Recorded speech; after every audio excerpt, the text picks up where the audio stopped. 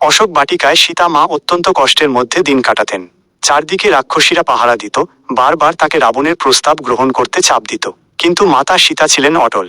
তিনি কখনো রাবণের দিকে তাকাতেন না, তার কথা শুনতেও চাইতেন না। সবসময় একটি গাছের নিচে বসে থাকতেন, মাটিতে শয়ন করতেন এবং শ্রীরামের নাম জপ করতেন।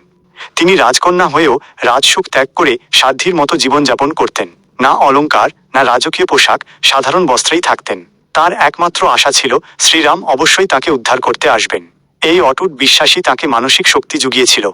হনুমানজি যখন প্রথম অশোক বাটিকায় পৌঁছান, তখন তিনি দেখেন এক অশোক গাছের নিচে বসে আছেন বিষণ্ণ কিন্তু দৃঢ়চেতা এক দেবীর মতো নারী। তিনি বুঝতে পারেন মাতা সীতা। হনুমানজি শ্রীরামের আংটি দিয়ে তার কাছে পরিচয় দেন, আর সেই মুহূর্তে দীর্ঘদিনের দুঃখের মাঝে সীতার চোখে আশা ও আনন্দের অশ্রু ঝরে পড়ে। অশোক বাটিকায় সীতা মায়ের জীবন আমাদের শেখায় ধৈর্য, বিশ্বাস এবং সত্যের শক্তি কখনো পরাজিত হয় না। যদি এই গল্পটি আপনাদের ভালো লেগে থাকে, তাহলে আমাদের চ্যানেলটি লাইক, শেয়ার এবং সাবস্ক্রাইব করতে ভুলবেন না। আপনার একটি সাবস্ক্রাইব আমাদের আরও এমন পৌরাণিক কাহিনী নিয়ে আসতে অনুপ্রাণিত করবে। জয় সীতারাম।